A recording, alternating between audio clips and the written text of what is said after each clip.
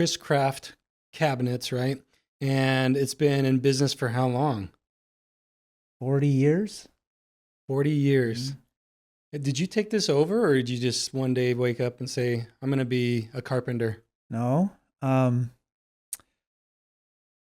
started working in the cabinet business in when I was 17 in high school. And I worked for this gentleman that had been in the cabinet business. He's only 10 years older than me, but when you're 17, 10 years is, you think the guy's, seems like they're 40 years old Yeah. minimum. But he was probably the age I was when I started the cabinet shop. That's when he started his cabinet shop. And his brother worked for him, which was my age. I went to school with his brother, and we had auto shop together. And one day we're doing, back in those days in the 70s, is way different as now. The auto shop teacher says, yeah, you need to make a parts run, go get some parts, spark plugs or whatever. Uh-huh. And so we went to, I knew him. He wasn't a friend. He was just somebody I knew from shop. We went to parts store together, and I says, what are you doing for gas money? Because at 17 years of age, all you're worried about is the gas for your truck. Yeah. And he says, oh, I work for my brother in a cabinet shop.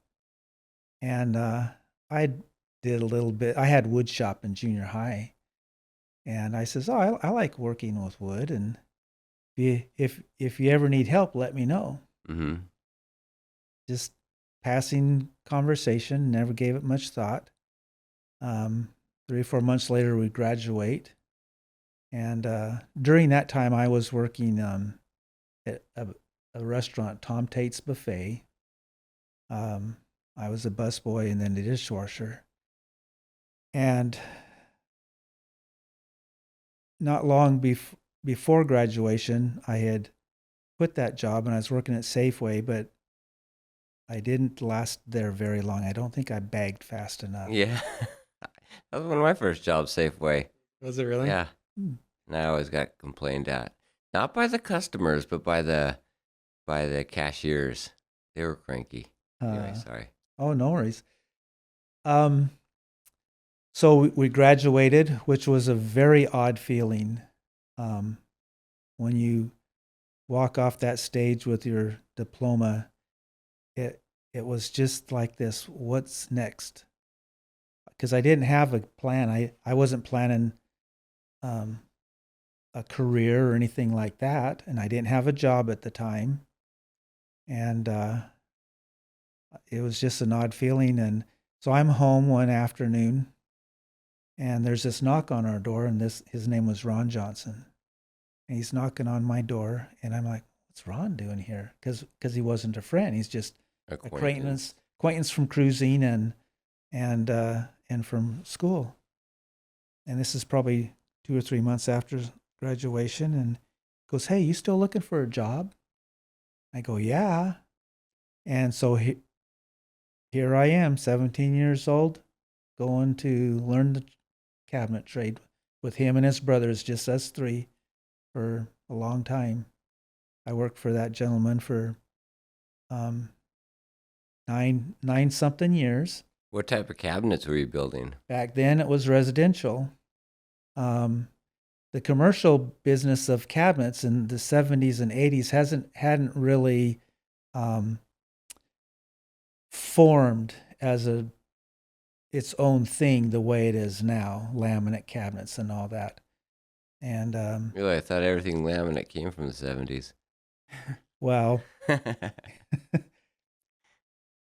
sorta, kinda, but it wasn't. They weren't processed and manufactured the way they are now. Okay. They were basically a kitchen-style cabinet that had laminate on them. Mm. In fact, we did a couple jobs like that. You would build the cabinets like normal, and instead of staining them, you'd laminate them. Was that high end? Back then it was, because very labor intensive. Uh-huh. Very labor intensive to do that. So I worked for him for 9 years, but he was a really hard individual to work for. And the last couple years I was there, I was miserable. Why? Well, he was like I said, he was a hard person to work for, and I wasn't getting paid very much. Mm-hmm. I was married with one child, maybe two children at that time, and I was just miserable. And back then in the 70s and 80s, we didn't have lumber vendors that came to Yuma once a week to bring your materials. You had to kind of get your materials from the local lumber yards. They didn't really carry a lot of cabinet making materials. If you needed a big job, you'd have to go to Phoenix yourself or San Diego and get them with a truck and trailer. So consequently, the local cabinet shops would trade between themselves. Like if you needed a sheet of particle board or a couple sheets of plywood or something, you just call up one of the other cabinet shops. Hey, you got a sheet, trade or buy? And so there's this old German guy in Yuma that had a cabinet shop in the middle of Okie Town there. And it was just him and one other person for 25 years. And he was in his mid 60s and he was tired and wanted to retire. And he come to borrow a couple sheets of material from Don. And Don says, hey, help Mr. Martin. His name was Martin Benner, an old German guy, very thick accent. And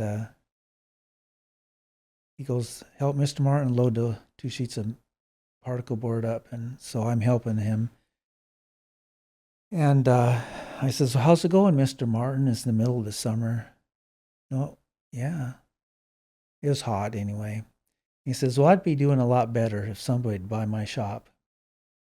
And I'm like, whoa, really? And so I didn't really say anything, but that's all I could think about the rest of the day was stopping by and seeing what he had going. Now, before this, my best friend had a landscaping business. And he's a couple years older than me, and he had his landscaping business for 2 or 3 years. And so he was kind of an example to me in the sense of,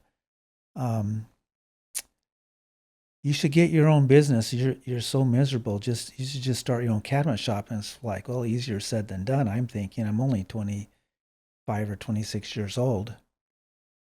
But he had pressed me for a couple years that I should do something on my own. And so he's a good example to me. So when I stopped by Mr. Benner's on the way home, he said that he would sell me his business with the building with the tools, and he had a couple jobs on the books that could be done for $65,000. I'd have to give him,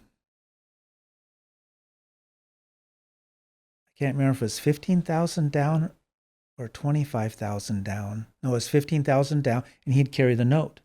Now I hadn't. At 26 years of age, I had never had any real estate experience, so I felt very lucky to be able to have somebody carry the note for me. Yeah. My mother-in-law, at the time, her and her husband were business people in town. They owned some apartments and a small motel, and they were all for me starting this business because they knew that I knew what I was doing. Mainly work ethic, mainly that you're a reliable, hardworking person. Exactly. And I had no concept of running a business. I had no idea what that was. Yeah, but you would stick it through. Exactly. She put up the down payment and even gave me a couple $1,000s to put in the bank for seed money, working capital, so to speak. And I was on my way.